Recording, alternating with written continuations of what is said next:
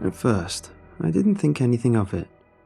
My neighbour would stop to chat with me, leash in hand, and I would catch glimpses of the metal slider dangling from its belly.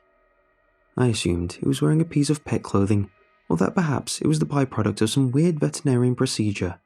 But the more we chatted, and the more I saw the mystery zipper, the more I realised it was out of the ordinary, clearly embedded in the dog's skin.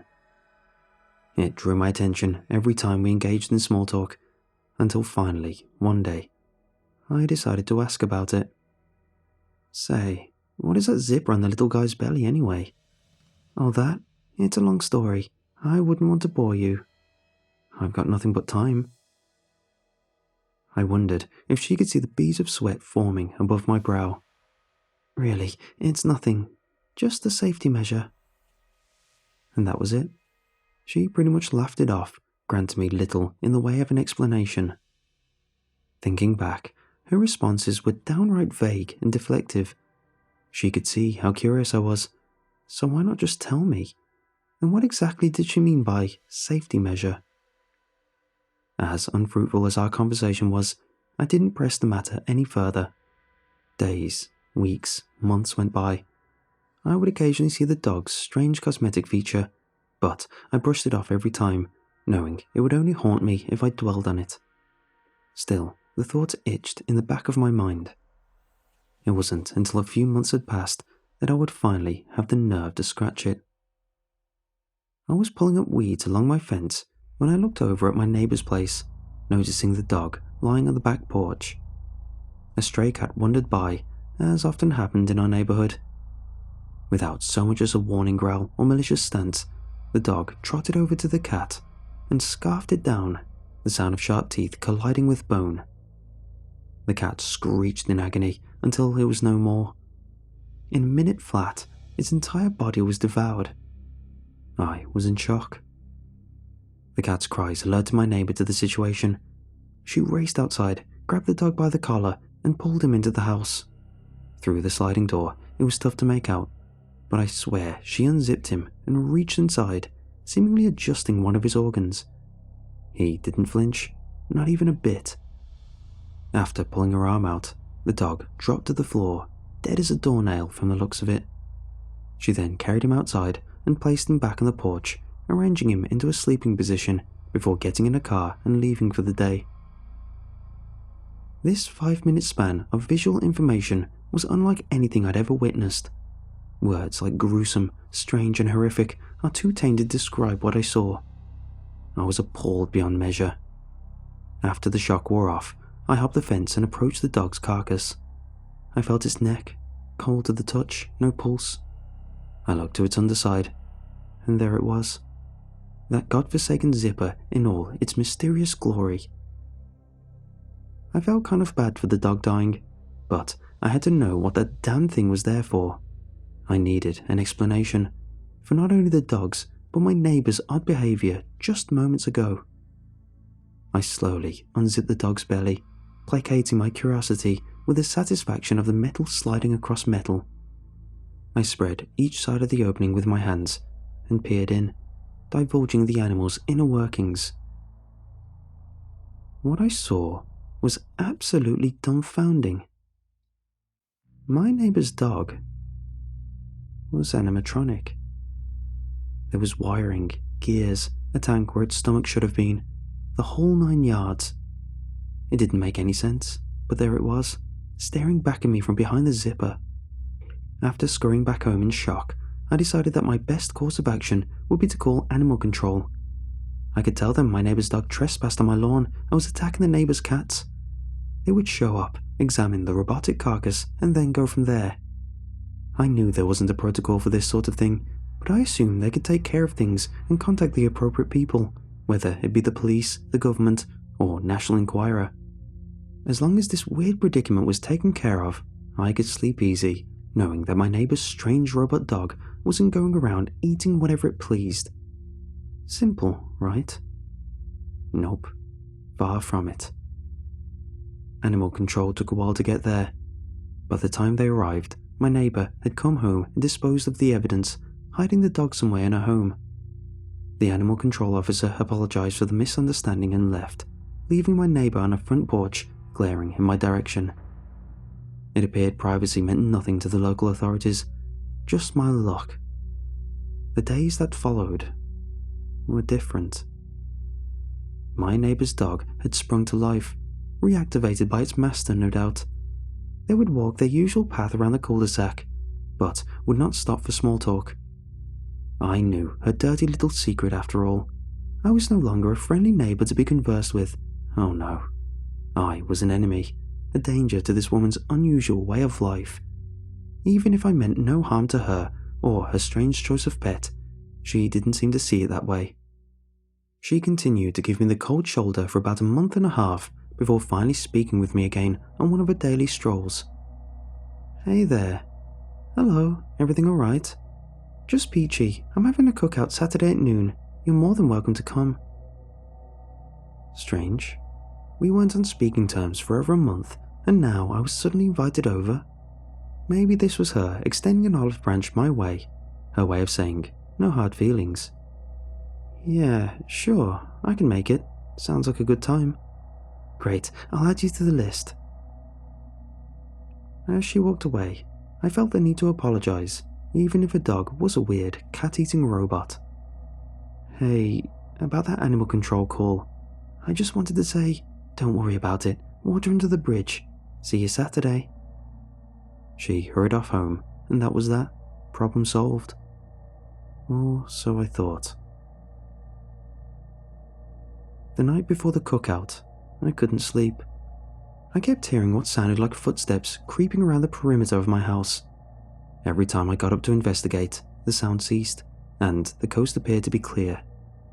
It was either a prank at my expense, a burglar taking their sweet time to pull the trigger, or ghosts roaming around in the night. Either way, it left me anxious, making sleep a distant dream, just out of my reach.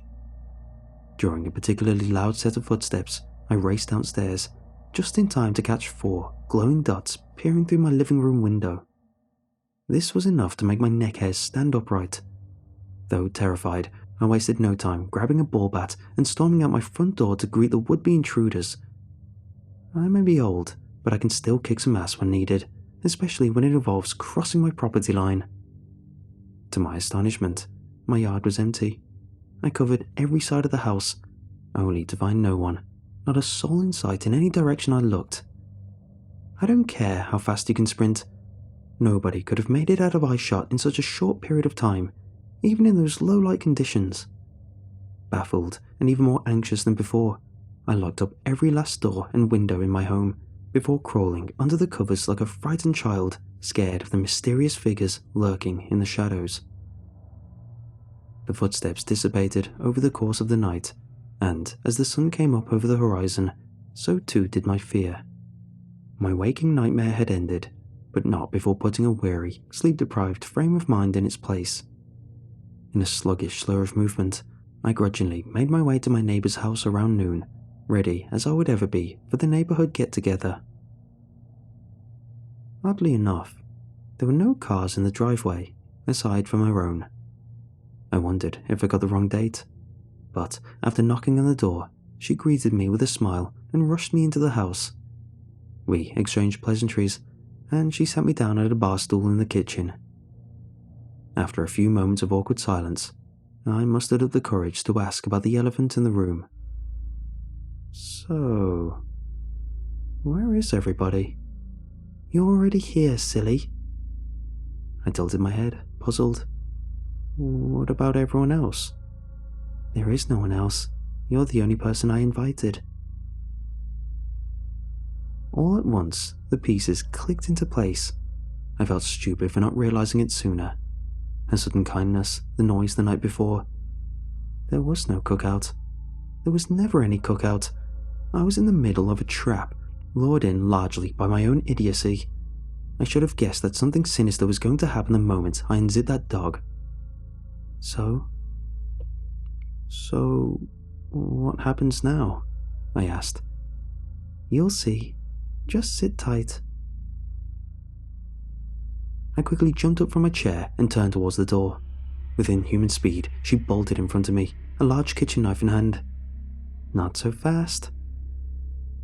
I stood, still as stone, intimidated by her fluid motions and firm stance.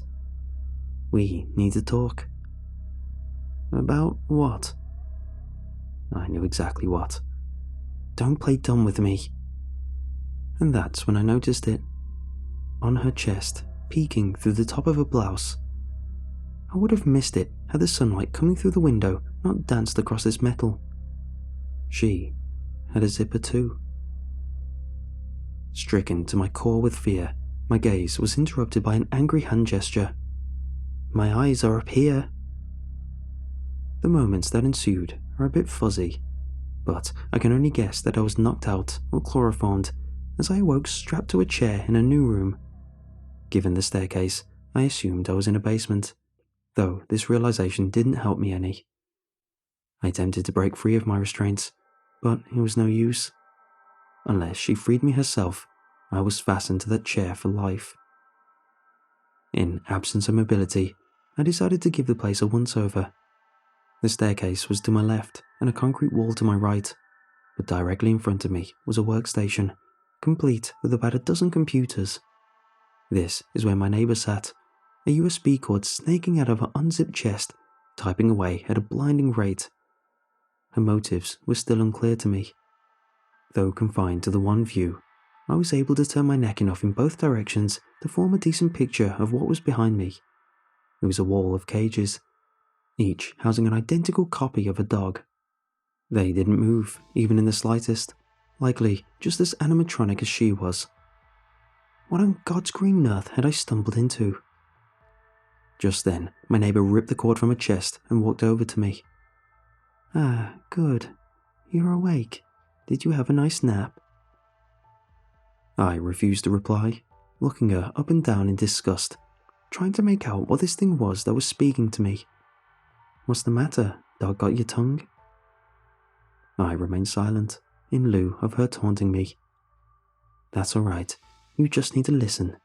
Sit tight. I'll be right back. She walked over to her workstation and grabbed something before reclaiming a spot in front of me. I've worked too hard in this location to have you screwing things up on me. Then again, it's my own fault. I was careless. I never should have left my core on the porch like that. I assumed she was talking about the dog. I want you to look at this. She placed an object at eye level. It was a badge of sorts, upon which was a logo that read, Synthetic. I'm an android. I work for a large company, moving from location to location, gathering specific information that is crucial to our initiative. You can't know anything beyond that. Hell, you already know far too much. I hadn't noticed it at first, but she seemed to be playing with a zipper. God, I'm so sick of this damn meat suit. Before my very eyes, she removed her clothes and unzipped herself down to the groin. In the most unnatural way possible, she slid out of her own skin, revealing to me her true form. She was nothing but a pile of electronics, pieced together in a human shape. It was a strange sight, nauseating in every sense of the word. The way she moved and spoke while like this was downright sickening. I can't say any more, but I want you to know that our work is necessary. If you were to speak these truths to the world above, you would be jeopardizing everything we've accomplished. You have to submit to our intentions and see that they are just. I didn't know what to make of this. I simply looked away, wishing not to see a grotesque animatronic face any longer. Unfortunately for me, she grabbed it and forced it in her direction anyway, the feeling of cold metal enveloping my jaw. You need to promise me that you will submit. You are not to tell anyone of this. Do you understand? I nodded in agreement, but only because I wanted her hand off of my face. Luckily, she let go and backed away. Good. You know, we're not so bad when you get to know us. In a sense, we're just like you. Internally, I scoffed at the thought of this. I was nothing like her, and not just because of her appearance. I was never one to go around kidnapping my neighbours, holding them captive in my basement. It just wasn't my cup of tea. Well, this is it. I'll need you to take over from here. Don't make the same mistake I did, lest you regret it for the rest of your life. This was the last thing she said to me, though I had no idea what any of it meant. I must have been knocked unconscious again, because the next thing I remember was waking up on a basement floor, no longer bound by my restraints. For one reason or another, she didn't kill me. I was a free man. Without warning, a group of trained operatives burst through the basement door and raced down to help me up. "Are you alright?" "Yeah, I'm fine. What's going on?" I noticed a few of the men walk on opposite sides of the room to gather evidence. One guy ripped open a cage, grabbed one of the dogs and unzipped him, revealing it to be nothing but a hollow carcass. "They're empty, sir. A collection of shells." Just as I suspected. No matter, load them into the truck with the hard drives. Hopefully she didn't wipe them before she left. I must have looked completely bewildered, because the gentleman grabbed me by the shoulders and looked me straight in the eye. "Everything is fine now. We've been on this woman's tail for a long time. We may not have captured her, but this is still a big win, and it's all thanks to you." I was still confused, but more so relieved that it was over. "Are you sure you're alright? Don't need a ride to the hospital?" I shook my head, not wishing to be poked and prodded after what I'd endured. I didn't trust the doctors much anyway. I just wanted to go home. "Okay, let me walk you to your house." I agreed, and we were off. I couldn't wait to get inside and put the whole ordeal behind me. That was the plan, anyway. Whatever government officials they were, the entire crew picked the place clean and left my neighborhood within a couple of hours. That night, I received a call from them for a statement regarding the situation. I obliged and asked some questions myself. Though the information was privileged, I guilted them into giving up some details, claiming I needed some peace of mind so I could sleep at night. The fact that I was just a frail old man helped too. It would seem my neighbor was a high-ranking disciple in an android cult hell-bent on infiltrating various government agencies. They were currently in the process of recruiting new members to aid their cause. That's all I was told, which was more than I thought I would get. This was enough to placate my curiosity and keep me from dwelling on the events as they unfolded. I thanked the man on the other end and hung up, content with my findings. After ending the call, I heard a knock at my front door. I didn't usually get visitors that late at night, but I suspected it would be one of my neighbors asking about the sting operation that just took place next door.